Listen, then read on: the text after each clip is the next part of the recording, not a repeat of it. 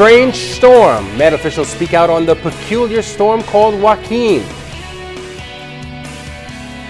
Wicked weather forcing the glass window bridge to remain closed. Will funds collected from that be used in hurricane relief? But the Minister of State for Finance, Michael Halkitis, answers those concerns. We'll tell you all about it coming up in the Bahamas tonight. Now in HD.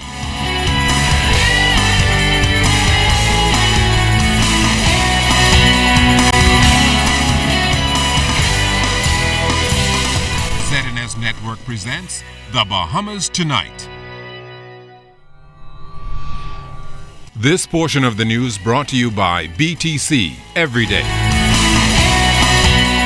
The Department of Meteorology maintains its position that protocols were not broken and any abnormality has to do with staff rather than instruments. Good evening, everyone. I'm Charisma Robinson. And I'm Chris Saunders. Thank you so much for joining us. It developed into a controversial issue, but the Department of Meteorology is looking to clarify its operations. And as Clint Watson tells us tonight, they are saying there are internal storms that could be impacting departmental operations. Operational checklists from the Forecast Office on September 29th tell a story. ZNS News has learned that this list is expected to be checked at the beginning of every shift by the forecaster. Documents we received show that at 2 p.m. on Monday, September 27th, all of the software was operational and 4 out of the 11 programs were down, but the radar viewing terminal still functioned. Then, at midnight, when forecaster Ian McKenzie reported to work, it was pretty much the same, except this time the radar viewing terminal was not operational. This was a document published in a local daily.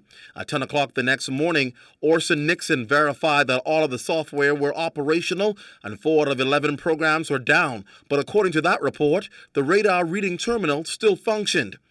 Also at the subject of the controversy is a logbook and reported entries by meteorologists.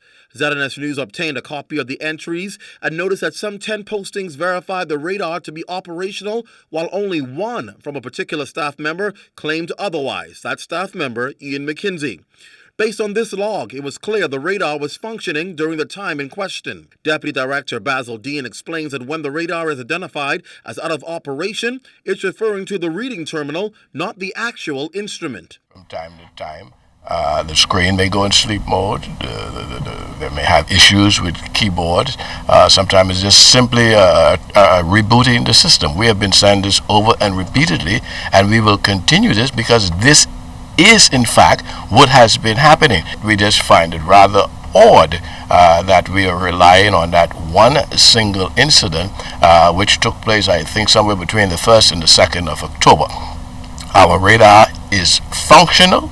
It has been functional during the approach and passage of Joaquin, save for that one entry, and I think what that one entry speaks to is the occasion when our radar technician, who is a qualified factory-trained radar technician, went to dismiss the notion that the radar was not working, which was asserted by some outside entity.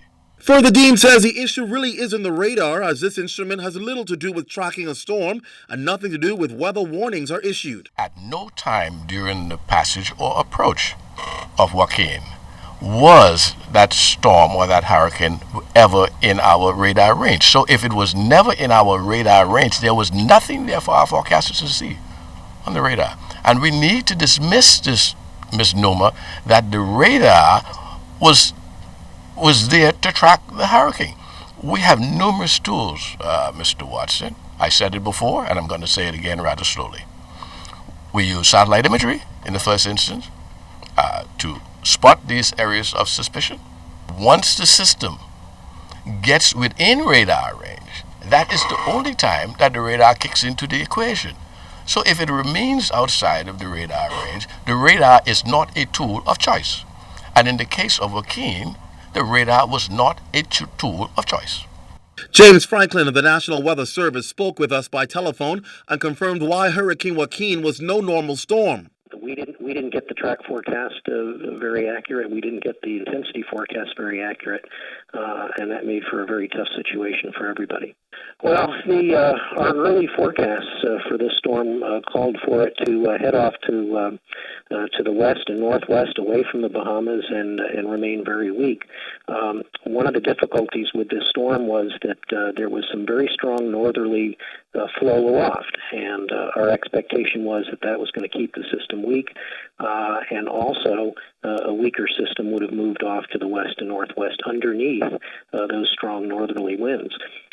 What the storm did instead was resist that strong northerly flow. It held together better than we were expecting, and that had two effects. One, those strong northerly winds pushed the storm much further south than we thought it was going to go initially, and also that resistance allowed it to strengthen in an environment where normally storms don't do very well. So those initial forecasts that had the system going away from the Bahamas led to less warning than we would have liked. ZNS News assembled our own timeline based on the weather alerts released by the Department of Meteorology from the time Joaquin was a depression. The first notice was issued on Sunday, September 27th as Tropical Storm 11. From that point on, we verified that the Met Office notices were consistent with the National Hurricane Center's alerts until Thursday, October 1st at 5 a.m. when they broke rank and issued a hurricane warning in alert number 10 for the entire Bahamas. This was the first time hurricane warnings were issued for the southeast Bahamas, who are under a tropical storm warning prior to this time. The National Weather Center noted that the Bahamas government had issued warnings for the southeast Bahamas, verifying that indeed the Met Office broke rank and issued the hurricane warnings. At no point did the National Weather Service ever issue hurricane warnings for the southeast Bahamas. Those warnings by our own Met Department panned out to be true. Bear in mind, though, that they were issued in advance tropical storm warnings. However, those warnings would only indicate that conditions will be less rain and less winds. And while the protocols of the Met Office appear to be intact, there appears to be internal issues with staff that have caused concern. In tracking issued alerts from the department, ZNS News discovered inconsistencies in weather alerts issued. For the sake of anonymity, Forecaster A issued alert number 14, placing the storm 138 miles west-northwest of Turks and Caicos. 3 hours later, in the next forecaster alert, Forecaster B placed the storm 140 miles southeast of Turks and Caicos Islands, an impossible shift in that short span of time. The primary lesson to be learned from this issue is preparation during the hurricane season, as Met officials constantly advise residents that any storm can develop during June through November. That means at the moment's notice, you and your family can ride out a storm. Clint Watson, ZNS Network News. Yesterday, we told you that the aviation minister blasted reports in a local daily claiming that the Doppler radar at the Met Office was not working during the storm.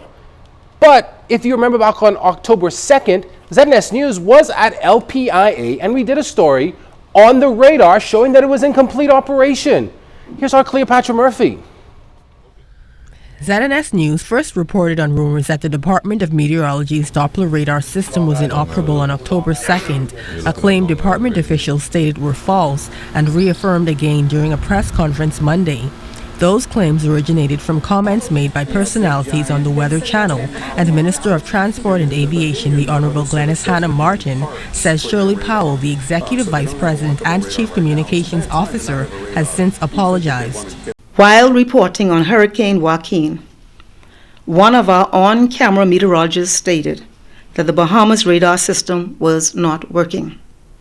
In fact, it was the system that provides the Weather Channel access to the radar that was not working. We cannot independently verify whether or not the radar itself was functioning at the time. We regret the error. In the midst of Hurricane Joaquin, the Bahamas Department of Meteorology is battling claims that its Doppler radar system is not working. Concentration around Long Island. We can see it right here on this map. And there's a correspondence right here around Long Island on this map, on our current radar as well. Senior Deputy Director of Meteorology Jeffrey Simmons says the rumors are false and officials have since done testing to ensure the integrity of its radar. He says the rumors seem to have originated from foreign stations and has gained traction among the Bahamian public through social media. It all came to a head with the publishing of an article in a local daily suggesting Prime Minister the Right Honorable Perry Christie misled the House. What Simmons said was again confirmed by Powell in a letter to officials.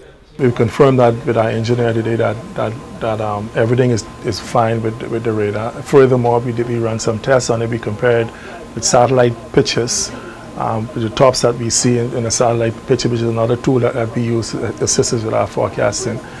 We did a comparison and we are satisfied that what we're seeing on our radar is what's actually going on out there. And what the satellite pictures, so the satellite pictures on our radars, they're actually matching up and saying the exact same thing. So, to say our radar is not working, that's not quite so.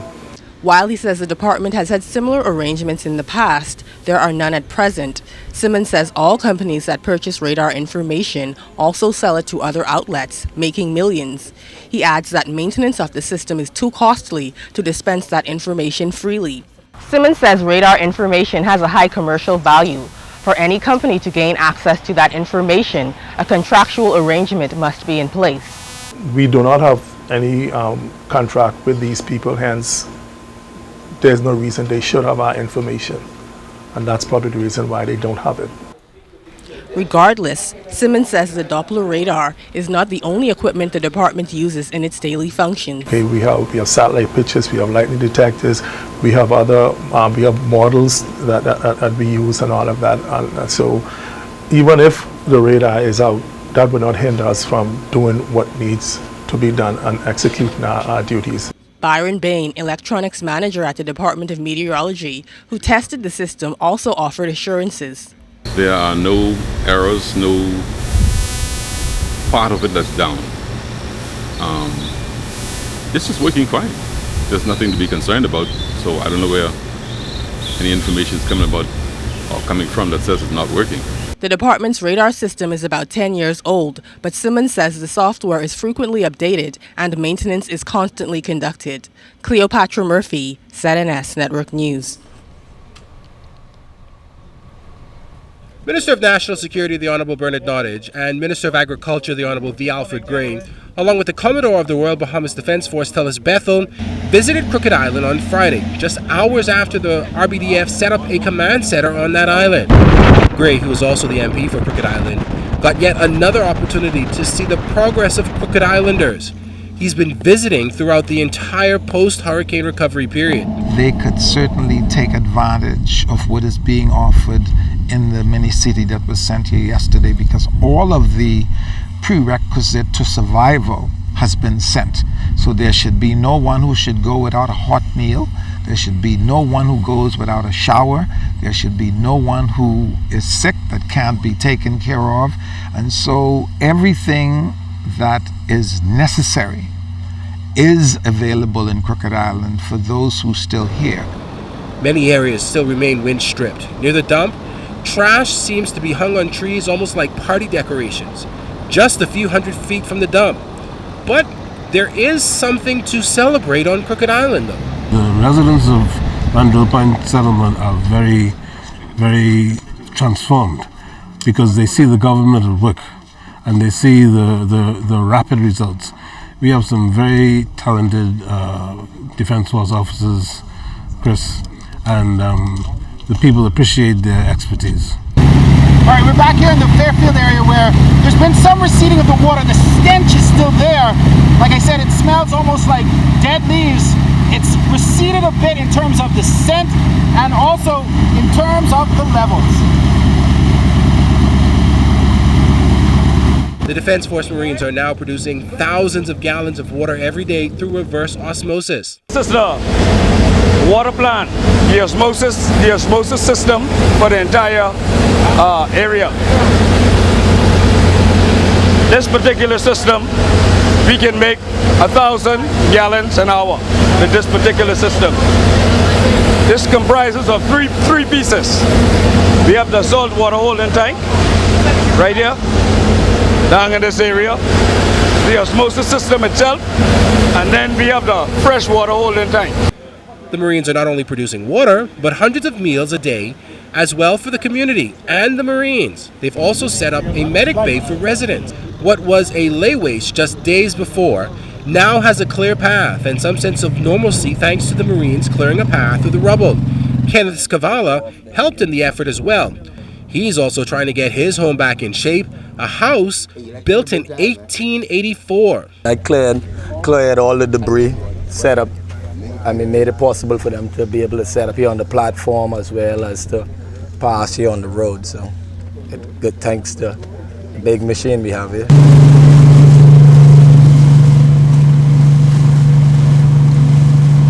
The ministers also traveled to the HMBS Raleigh Gray docked right off Landrell Point. The vessel and its crew of 24 Marines and officers are providing support to the recovery on Crooked Island. The minister told the crew in the mast he was impressed with the efforts on Crooked Island. They moved from South Long Island, Clarence-Town, where they were.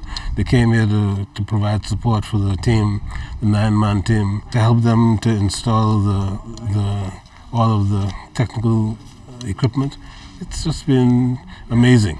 And we were out on the boat, and they are there responding to whatever needs people on shore have. This portion of the news is brought to you by the new Shell and Letty, designed for extra miles.